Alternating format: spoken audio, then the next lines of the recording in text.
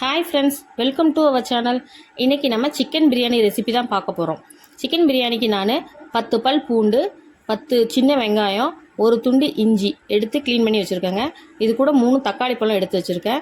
இது கூட பெரிய சைஸ் 2 பெரிய வெங்காயம் எடுத்து பொடி பொடியாக கட் பண்ணி வச்சுட்டேன். இப்போ இஞ்சி, பூண்டு, சின்ன வெங்காயம் 3 மிக்ஸி ஜாரில் சேர்த்து நல்லா நைஸாக அரைச்சி எடுத்து வச்சுக்கலாம். அடுப்பை பற்ற வச்சு குக்கர் அடுப்பில் வச்சு 100 ml ஆயில் போட்டு அது கூட கொஞ்சம் நான் நெய் சேர்த்துருக்கேன். நெய் உங்களுக்கு வேணால் சேர்த்துக்கோங்க, இல்லைன்னா வேண்டியதில்லை, ஆப்ஷனல் தான். எண்ணெய் நல்லா காஞ்ச உடனே அதில் 4 துண்டு பட்டை, 2 பிரிஞ்சி இலை, 2 ஏலக்காய் போட்டு நல்லா வறுத்து விட்டுருங்க. இப்போ நம்ம பொடியாக கட் பண்ணி வச்சுருக்க பெரிய வெங்காயத்தை போட்டு நல்லா வதக்கி விட்டுருங்க. வெங்காயம் நல்லா பொன்னிறமாக வரட்டும். இதுக்கு நடுவில் 2 கிராம்பு ஆட் பண்ணிக்கலாம். கிராம்பு நான் முதல்ல போடலை, அது வெடிக்குங்கிறனால. வெங்காயம் நல்லா பொன்னிறமாக வதங்கினதுக்கப்புறம் 2 ஸ்பூன் இஞ்சி பூண்டு விழுது சேர்த்து வதக்கிக்கலாம். இதுக்கு நடுவில் தக்காளியை பொடி பொடியாக கட் பண்ணி மிக்ஸி ஜாரில் போட்டு நைஸாக அரைச்சி எடுத்து வச்சுக்கலாம். இஞ்சி பூண்டு பச்சை வாசனை போகிற அளவுக்கு வதக்கினதுக்கப்புறம் நம்ம அரைச்சி வச்சுக்கிற தக்காளி விழுது சேர்த்து வதக்கிக்கலாம்.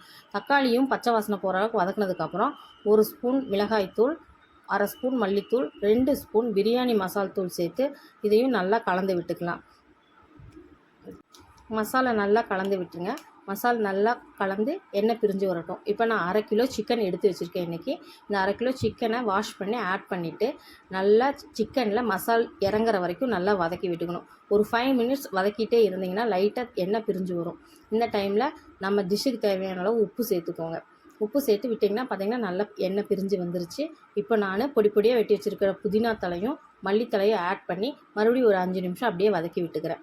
நல்லா 5 நிமிஷம் வதங்கட்டும். 5 நிமிஷம் வதங்கினதுக்கப்புறம் நான் 2 டம்ளர் அரிசி இதில் ஆட் பண்ண போகிறனால 3 டம்ளர் தண்ணி இதில் ஆட் பண்ணிட்டேன். இப்போது நல்லா ஒரு கொதி வர வரைக்கும் விட்டு அரிசியாக இதோட கலந்துக்கலாம்.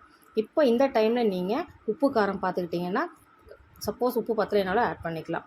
இப்போ குக்கரை மூடி குக்கர் விசில் விட்டு எடுத்துடலாம். பிரியாணி ரெடி. பிரியாணி சூப்பராக வந்திருக்குங்க. நல்லா உதிரியாக நல்லா மணமாக இருக்குது. நீங்களும் இதை வீட்டில் ட்ரை பண்ணி பார்த்துட்டு உங்களுக்கு எப்படி வந்துச்சுன்னு கமெண்ட் பாக்ஸில் கமெண்ட் பண்ணுங்கள். நம்ம சேனலை இது வரைக்கும் நிறைய பேர் பார்க்குறீங்க, பட் யாரும் சப்ஸ்கிரைப் பண்ணுறதில்ல. தயவு செஞ்சு சேனலை சப்ஸ்கிரைப் பண்ணிவிடுங்க.